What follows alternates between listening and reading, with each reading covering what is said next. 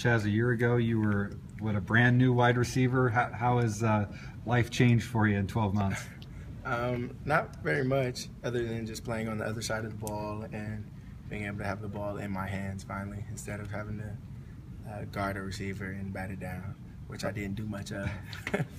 How does it differ? I mean, last year this time you were just kind of trying to prove you can be a wide receiver, and now you're probably trying to prove yourself as a wide receiver. I mean, right. That you can do it all. Right. Just being able to come out here and work every day and being able to develop is something that I take very seriously. So we have some young guys that look up to you now finally, and it's just an honor to be able to be the one teaching instead of, or being the one teaching instead of getting the lessons. Mm-hmm. I remember last year this time you were excited to try the new position, but right. when in last season did everything kind of start to, maybe click for you and start to have confidence in the games and, I would say I felt very comfortable around the bowl game week. I was confident, and I knew the offense much better, mm-hmm. and I guess it kind of showed. Yeah, your role kind of expanded that game, right? Mm-hmm. Yeah. So what's it like now, confidence-wise, I guess, and just your knowledge and your experience and your, knowing what you can do out there on the field? What's the feeling like in this fall camp, maybe compared to last year? The game is a lot slowed down. So when we're out there, your mind isn't running at 1,000 miles per hour.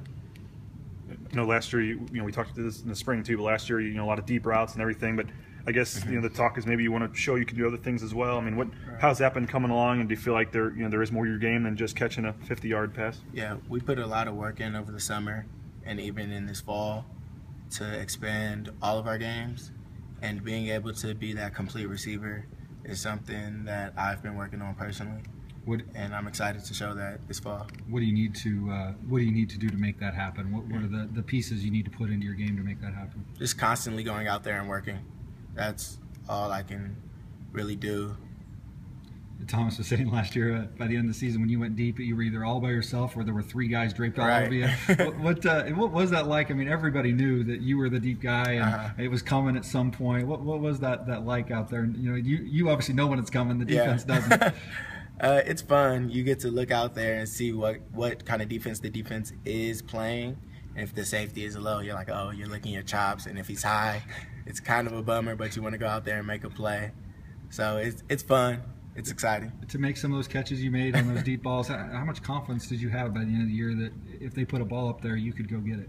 It gave me a lot of confidence. Now I'm working on going up to get the ball so I can catch those passes with 3 defenders draped over me.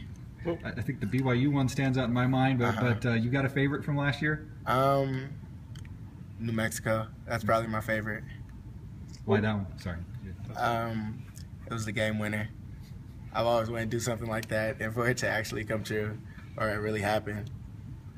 Obviously, you had a big one in the Fiesta Bowl as well. I mean, what was last year just like for you, going from not even knowing how much you'd play, getting on the field, and you're trying to learn as you go, and like you said, you weren't even all that confident until the bowl game. Then there you are in the Fiesta Bowl, catching a huge touchdown pass. Yeah, it was a big step for me because it was done on a bigger screen, so you can do it all the time now. So now my game just has to be consistent at this point because you know what you can do. How do you feel about going into another year where people now know who you are with all these extra catches that you've made? That's exciting because now their eyes are going to be on you. The defenders aren't going to be relaxed when you're going up against them, and then you can make them look bad.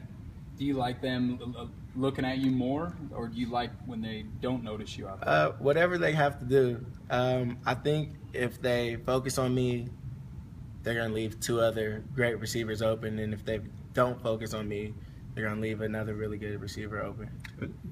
At the end of the day, I mean, how do you put more time into like the little things? Do you understand how to maybe be a better wide receiver from watching film or anything like that, I guess? I think that's where we've all grown as a unit. We spend more time in the film room, and we nitpick and critique ourselves. We're our biggest critics.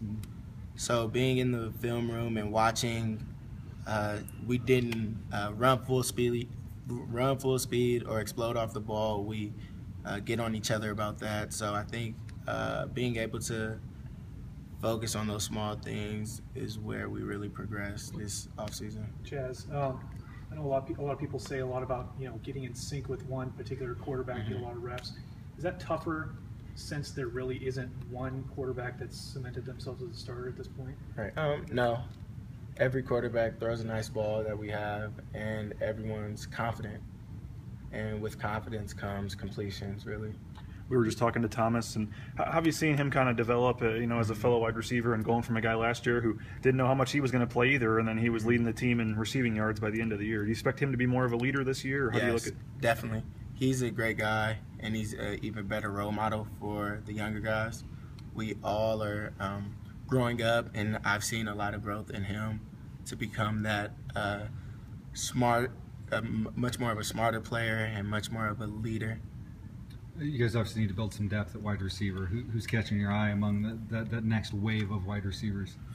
Finally, unlike last year, we have a 2 depth and a 3 depth, and everyone looks really good. Everyone's working hard and making plays down the field and catching the ball and getting upfield and all. How important are the Rick Smiths and the A.J.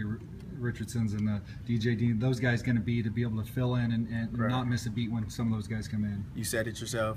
We don't miss a beat. If one of us exhausted, if one of us are exhausted, the next person's coming on, and we're just filling in.